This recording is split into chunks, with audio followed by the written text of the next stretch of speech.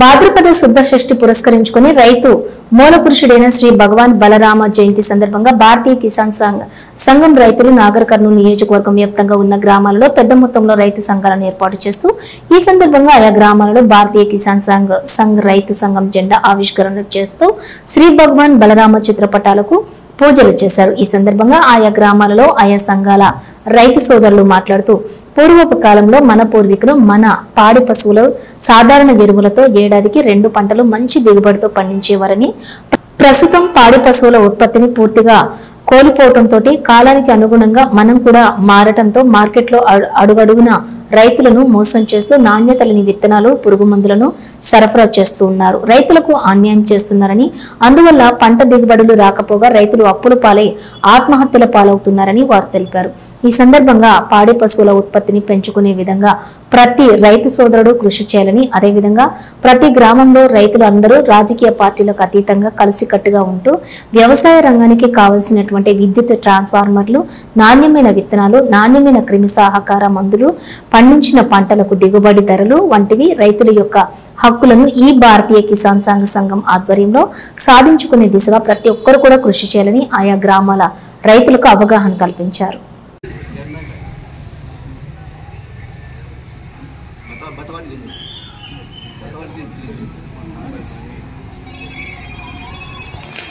ఒకటి గుర్తుపెట్టుకోవాలి, ఈ భారతీయ కిసాన్ సంఘ్ అనేది మనకు పార్టీలకు అతీతంగా ఏ పార్టీకి సంబంధం లేదు। పార్టీలు వేరైనా రైతులంతా ఒక్కటే అనే ముఖ్య నినాదంతో ఈ పనిచేస్తుంది। అంటే ఈ సంఘం ఓన్లీ రైతుల గురించి, అన్ని పార్టీల వారు ఉంటారు। ఎలక్షన్లప్పుడు మీరు ఎవరికైనా ఓటు వేసుకునే సంబంధం లేదు, కానీ ఇక్కడ మాత్రం అందరూ ఉంటారు కాబట్టి అది గమనించి మనకు రాజకీయం గురించి ఏం మాట్లాడదు, రైతుల గురించి మాత్రమే మనము ఈ సంఘంలో ప్రస్తావించవలసిందిగా కోరుతున్నాము।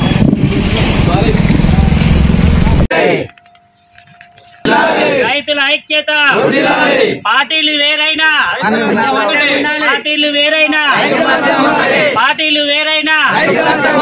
జై జవాన్, జై జవాన్।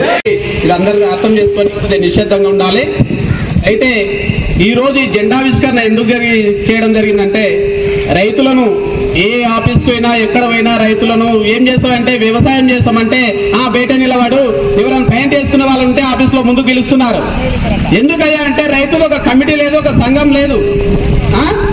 దానికోసం అని చెప్పి మన భారత్ కిసాన్ అని చెప్పి స్టేట్ వైజ్ గా రాష్ట్ర వ్యాప్తంగా ఈ కమిటీ వేసి రైతుకు భరోసాగా ఉండాలని చెప్పి ఒక కమిటీలు ఊరూరులో కమిటీలు వేసి రైతుకి సపోర్ట్ గా ఉండాలని చెప్పి మన అశోక్ గారు మన ఊరు నుంచి ఒక కమిటీ వేసి, సరే మనకు చేతనైనంత ఓ సంఘం వేసి రైతులకు మన చేతనైనంత హెల్ప్ చేద్దామని చెప్పి చేసినందుకు ఆయన ప్రత్యేక ధన్యవాదాలు।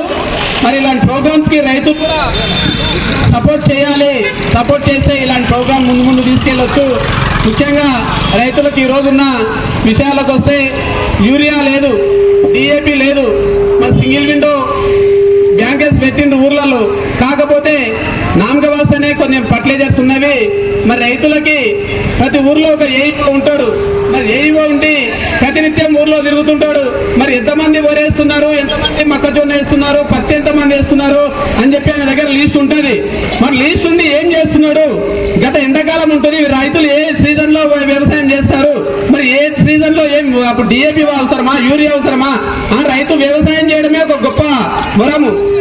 ఈ రోజు కాలంలో వ్యవసాయం చేస్తే ఏం పంటలు పండుతలేవు, అప్పులే అవుతున్నాయని చెప్పి చాలా మంది వ్యవసాయం తగ్గించుకుంటున్నారు।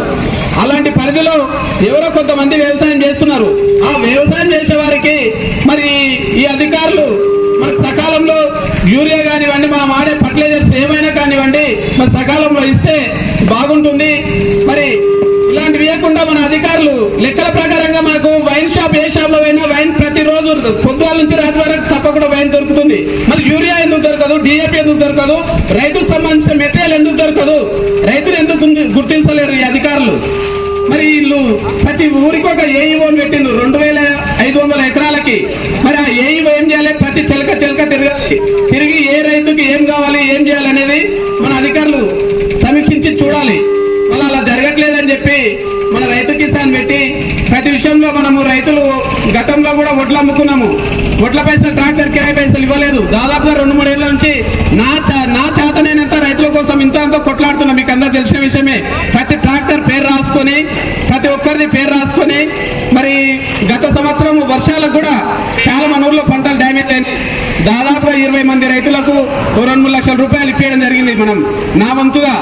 మొన్నసారి కూడా మరి కొంతమంది రైతులు అక్కడక్కడ చేన్లు డ్యామేజ్ అయితే మరి ఏఓ గారికి అధికారులకు చేసి, సార్ మా రైతులు వర్షం వచ్చినా, ఎండ కొట్టినా, చలి పెట్టినా, ఏది పెట్టి అర్ధమ రాత్రిలో కూడా వ్యవసాయం చేస్తున్నారు. అలాంటి రైతులకు మీరు అండగా ఉండి ఎలాంటి ప్రాబ్లం లేకుండా సకాలంలో ఇస్తే రైతు ఈ రోజు వేసే యూరియా నెల రోజులు వేస్తే పంట వండదు.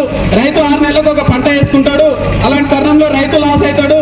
అప్పు చేసిన అప్పులు లేదంటే మళ్ళీ పంట వండుకుని అప్పు తెచ్చుకుంటాడు. వేరే పనులు చేయడు రైతు. కాబట్టి రైతులను గుర్తించి ఎలాంటి ఇబ్బందులు లేకుండా, అదేవిధంగా ట్రాన్స్ఫారంలు కరెంటు విషయంలో అయితే ట్రాన్స్ఫారం కానీ స్తంభాలు కానీ తిరిగి చెప్పులాడుతున్నాయి కానీ రైతులను పట్టించుకునేటోళ్ళు లేరు. అదే మన రైతు కిసాన్ వచ్చినాక మన ఎస్పీ గారితో మాట్లాడి ఎప్పటికప్పుడు ట్రాన్స్ఫారం పెండింగ్ ఉన్నా, స్తంభాలు పెండింగ్ ఉన్నా కూడా ప్రతి విషయాన్ని ఆఫీస్ మా దృష్టికి తీసుకొస్తే, మీకు ఎలాంటి ప్రాబ్లమ్స్ ఉన్నాయో మా దృష్టికి తీసుకొస్తే మేము ఆఫీస్లో వెళ్ళడం